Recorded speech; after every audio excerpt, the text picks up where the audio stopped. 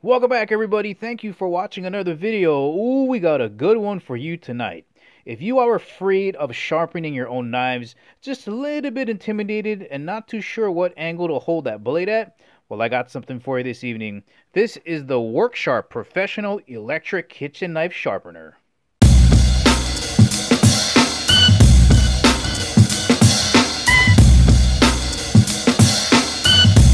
And as always, guys, if at the ending of the video you want to purchase this awesome knife sharpener and help support the channel, make sure you check out the link in the description below because we do get a commission when you purchase this item. And of course, before getting started, just want to thank the good folks out at Worksharp for sending me the sharpener to review. Let's get started. Alright, let's begin with a quick size reference just so you get a general idea for how much space this is going to take up on your countertop. So here it is next to a 16-ounce bottle of water. And you can see the overall length is shorter than that. And then width-wise, you can see that it comes just about up to the label here. And here is a look at how tall it is. And you can see it's just a little bit above the midpoint of the label. Alright, I got you guys pulled in just a little bit closer. Let's take a rough estimate here. Right across, looks like it's just about 5¼ inches tall. And let's have a look at the width here. Just about 4½ inches wide. And if we go with overall length from tip to tip, just about 7½ inches long. Alright, let's get the sharpener on a scale so you get a general idea for the weight of the sharpener. Coming in at 2 pounds, 1.1 ounces. And just in case you're wondering how heavy 2 pounds, 1.1 ounces feels like, well, that weighs almost as much as 2 16-ounce bottles of water. So the sharpener will come pre-assembled looking pretty much like this with the two 17-degree angle guides installed, and I'll show you how to remove that in just a second. Then up top here you have a storage bin that's going to contain 2 red 120 grit sanding belts as well as 1 white extra fine honing belt as well if you really want to polish up those edges. Of course, you're going to get 1 power cable, 1 really good user manual that will explain exactly how to sharpen different types of knives, and explain the different types of accessories that are available, different types of belts, as well as angle guides, and your registration warranty card. Removing the angle guides is very easy. You're just going to set the sharpener down like this, grab it in the back, and push them backwards. And now you're going to see exactly how this fits in here. Okay, so there is the slot. There's just a screw right here. So to reinstall it, you're just going to tip this sideways, and then match that up with where the hole is. It'll sit in just like that and slide it forward. Let's have a closer look at the angle guide. As you flip it over, it has this really nice soft leather padding to guard the flats of the blade as you're dragging it across. And then also it clearly indicates what degree you will be sharpening at. And while we have the angle guide off, I just want to show you a close-up of the wheel that's going to help guide that blade as you're pulling it through. It's located right here. Alright, let's open up the lid here and have a closer look inside of the sander itself. I'll show you how to replace the belt and where the storage bin is here at the top. And before doing that, I would recommend always removing the angle guides because look how close the belt is to the nice leather padding in there. You want to avoid excessive wear, so I would just remove the angle guides before opening up the lid here. Alright, opening the front lid is very easy. It's just held together by a magnet that's located on the cover that's right here and it attaches to the pulley. You just take your fingernail in here, dig it in, and just pull it down. Magnet is here, and this is what it attaches to right here. Conveniently located on the inside of the cover are your instructions, so you don't have to worry about remembering anything. It's going to tell you how many times you're going to click this button. So single click for refine, double click for sharpen, triple click for shape. You're going to let the speed do all of the work. You do not need multiple belts.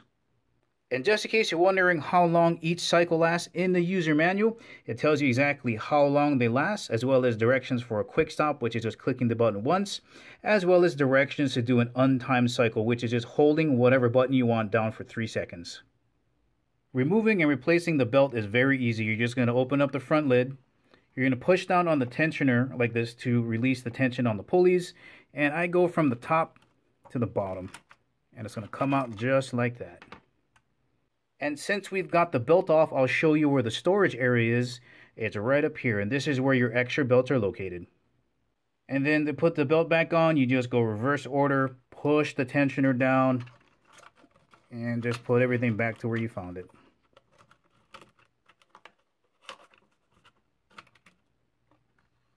Close it back up. Let's talk about a few techniques that you should know about when using this knife sharpener. First of all, how fast should you pull the knife through? It says in the manual that you should pull it through at about 8 seconds per pass. The next thing to remember is to get the heel all the way in there so you have a totally sharpened edge from heel all the way to tip. And of course you have to remember to make sure that the flats of the knife are resting against that leather padding on the inside like this. So you make sure that you're getting a consistent angle every single time. Make sure it's not wandering off to the side like that. Make sure it's touching that leather padding. Now here's an example of what the knife blade is going to look like when it's just sitting in the roller itself. You can see that it still takes just a little bit of effort to get it against the angle guide there. So remember, just light pressure to the left, and you don't need a lot of pressure pushing down, just a light pressure to the left or right, and just gently pull down. Alright, for the demonstration, we're going to be using this knife here, and as we can see, it still cuts pretty good. Alright, so we're going to dull it, and then resharpen it. To knock down the edge on this knife, we're going to be running it through some 60 grain sandpaper. And again, the idea is to take that pointy edge and dull it down so it's flat and then resharpen it with the knife sharpener. Here we go. Oh, that feels so wrong.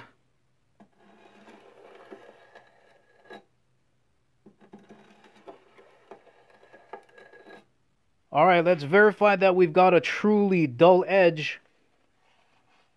Oh yeah, that's got no bite in it. Absolutely none. Alright, let's get it back to sharp. Alright, here is the plan of attack. I don't think I need to start on the shape speed, and I don't think I can start on the refine.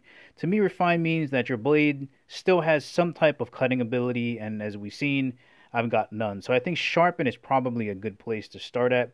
And remember, we're going to let the speed of the belt do all of the work. Once you set it on whatever level, it's automatically going to go down to the next level. So I'm going to start on sharpen. After the 90 seconds, it's going to go down to refine. All I got to do is pull the blade across the rollers, and that should be set to go. And again, just a quick reminder before we get started with the demo, make sure the heel is all the way in, slant against the guard, light pressure down, and pull through at about 8 seconds per pass.